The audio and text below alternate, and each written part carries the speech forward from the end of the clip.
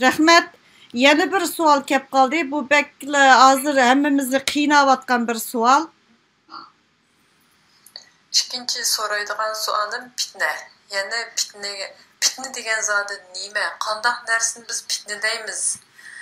Misalan, biz ba'zi bir shaxs va yoki ba'zi tashkilotlarniki elib berayotgan ish faoliyatlari, harakatlari vatanning manfaatiga, bizningki tub millatning tub manfaatiga mustaq ziyonli bo'lgan ziyon olib keladigan manfaatiga to'g'ri bo'lmagan ish harakatlari bo'lsa, biz shularning shu qilgan ish harakatlarini fakitlari bilan, isbotlari bilan o'ttirg'a qo'yib, shu shaxs va yoki shu tashkilotlarningki qilgan ishlarining vatanga manfaat, xalqning manfaatiga to'g'ri kelmaydiganligini shu paket isbotlarni o'ttirib qo'yib, shularni shu yo'ldan to'ssak, shu harakatlarni qilmaslikqa da'vat qilsak va yoki tanqidiy fikrlarimizni o'ttirib qo'ysak, bu fitna bo'lamdi.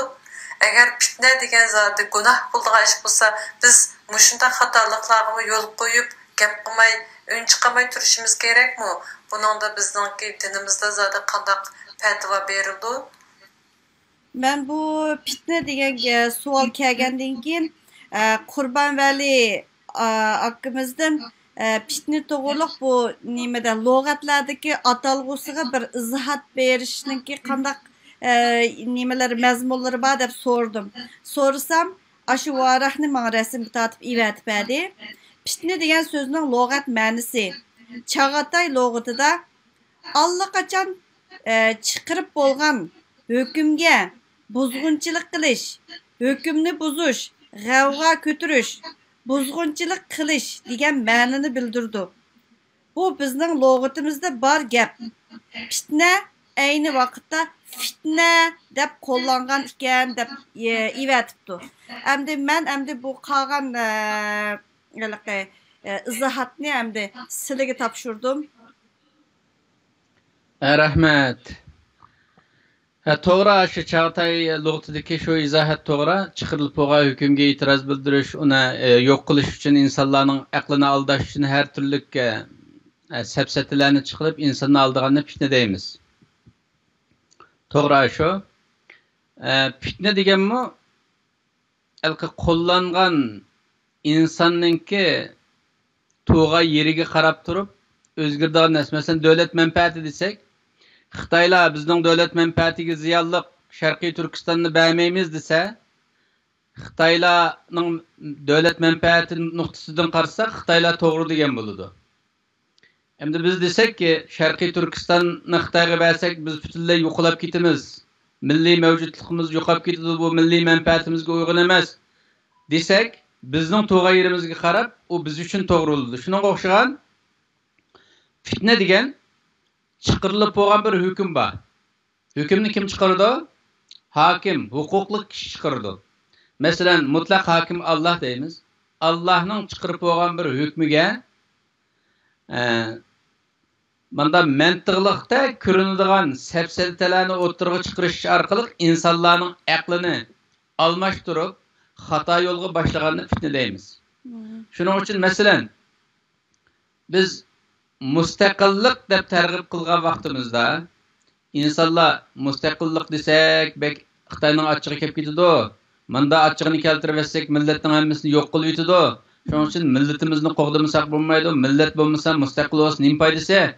Biz oldi bilan millatimizni qo'g'dishimiz lozim. Mustaqillik deganga baxatarlik gap deb insonlarning kallasini azg'ashtirib, mustaqillikdan insonlarni boshqa tarafga burash bu fitna.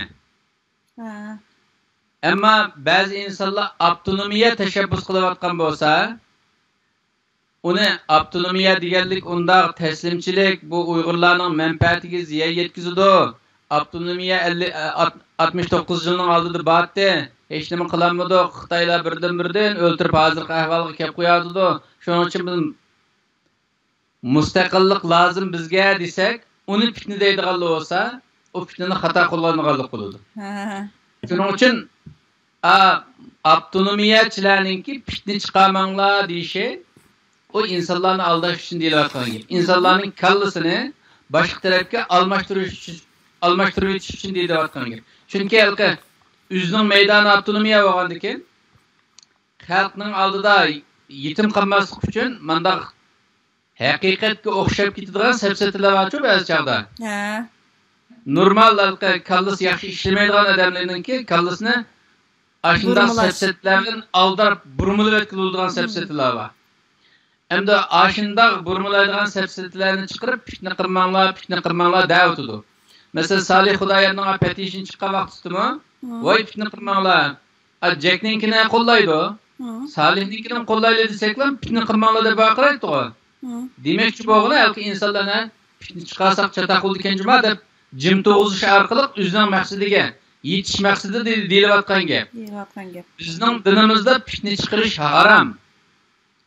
Bizning dinimizda fitna chiqarish harom. Shuning uchun biz oldi bilan fitna qilayotimizmi, qilmayotimizmi? Buni qanday bilamiz? Oldi bilan Allohning hukmiga qaraymiz. Bu haqqa Allohning hukmi nima?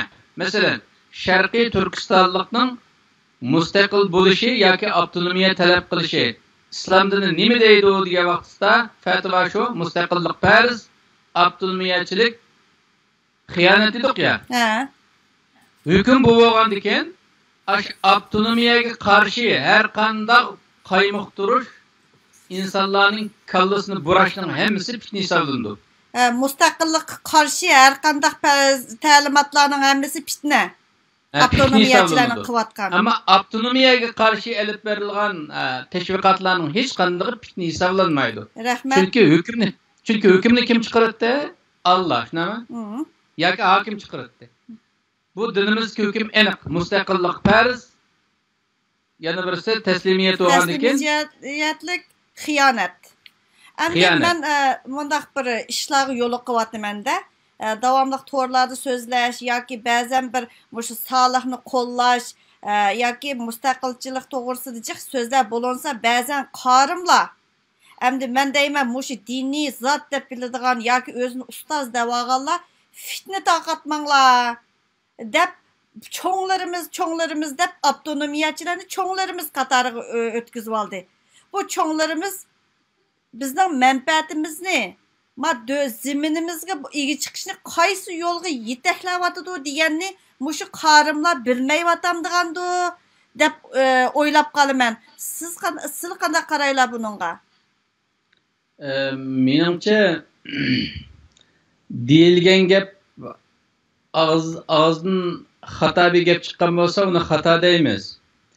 Ammo bu mustaqillik va avtonomiya haqida bu kim deyishidan qat'iy nazar, agar mustaqillik desak fitna bo'ladi deydigan bo'lsa, bu xato degan bo'ladi. Avtonomiyani to'g'ri degan bo'lsa, uni xato qilgan bo'ladi. Shuning uchun o avtonomiyachilar yeshi cho'ng bo'lsa-mu, yeshini cho'ng deb cho'nglarimiz degan bo'lsak, tamam. Ammo bu huquqda va millatga vakillik qilishda cho'nglarimiz bo'lolmaydi. Chunki millatning mutlaq ko'p sondikilari Xitoyga ishlamaydigan har qanday Sharqiy Turkistonlik mustaqillikni qo'llaydi. Hatto Xitoyga ishlaydiganlarmi rasmiy Xitoyning deginiga ishonib %100 berilib ishlaydigan rasmiy milliy munofiqlar bor. Bularning soni bek oz. Ammo nurg'un munofiqlik qilayotganlar vatanda oilasi go'rga elinib olg'achqa, turmularga sulaymiz deb tahdid qilayotgachqa, o'zining nafsoniyatining keyniga kirib, axloqiy zafiyatidan tufaylidan munofiqlik qilayotganlar va insonlarning axborotni Xitoyga berayotganlar yo uchu-buchu bo'lib, shu Xitoy taraflarini qo'llayotganlar. Bu tipdagi insonlarmi ash ko'nglining ichiga chirib chiqsak, bularmi mustaqillikni qo'llaydi. Ammo Xitoydan qo'rqib, atrofidagi shaykalardan qo'rqib, avlning safida turgan bilan nurg'un odamlar va shu avtonomiya deb turibmi, yana mustaqillikni qalbida qo'llaydigan nurg'un insonlar bor. Buni bunday arisak bo'ladi. Lekin bu bir gunoh deb o'ylayman mening nazarimda. Masalan, haq yo'lida turmaslik. Haq yo'lida mayli siz bir odam bo'ling, ikki odam bo'ling, Alloh yo'li degan shu haq yo'lini tanlash degan yo'l. Bu yo'lda turmasangiz, u bir gunohga sherik bo'lish deb o'ylayman men. Mening nazarimda. To'g'ri, shu vaqtda bo'lmasa, nahaq ishga sherik bo'lib qolgan bo'ldi, gunoh bo'ladi. Bu to'g'ri. Ama halka biz bularmı medyada gap qilganlarimiz ama şu bütün dünyadaki medya işi bilan shug'ullanayotgan qarindoshlarimga tavsiyam shu.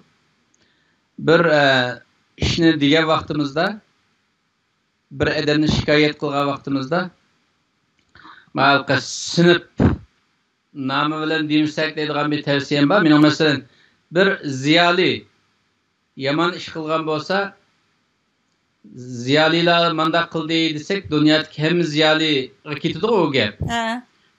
Shuningga o'xshagan masalan bir dindor inson bir xato ishni qilgan bo'lsa, dindorlar unda qildi yoki qorimlar unda qildi degandan keyin hammasiga tegadi. Bizning dinimizda bir hukm bor. Gunoh shaxsiy. Masalan, bir inson gunoh qilgan bo'lsa, masalan, xoinlik qilgan bo'lsa, xiyonat qilgan bo'lsa, agar uningga biz raddiya bermoqchi bo'lgan bo'lsak, şu insanın ismini atab turib raddiya berish lazım. Ma'qul, masalan, men shunday qilmanchu, men ba'zida ochig'im kelib ketganda, masalan, o'limalar birligini men bek tilga olgandim. Ma'lum odam buningdikin ismini atab turib deyman, hozir dedilar. Ismini atab turib deyishga tirishiman. Mayli o'limalar birligi bo'lsin, mayli Dunyo Uyg'ur qurultayidagi masalan, Dolqiraysa bo'lsin, hozir ismini atab turib deyman. Mayli qaysi bo'lsin. O'limalar birligidagi ba'zi odamlarning ismini atab ovozini qo'yib turib deyman deb o'yladim buningdan keyin. O'limalar birligining ichida men bir qancha odamlar dedi, o'limalar birligining ichida bilmaydigan yaxshi bir kishilarmi bor, bilib bilmay bir yo'lga menayotganlar bor, lekin ichida haqiqatan munofiqlarmi bor, buni orib bir muomala qilgan bo'lsalar deganda to'g'ri uni qabul qilma. Andaki xuddi ziyolilar desakmi, ba'zan ziyolilar munofiq ziyolilar bor biz biladigan. Uni men ismini atab turib deyman deb o'yladim. Buni men o'zim shaxsiy men o'zim qabul qilaman.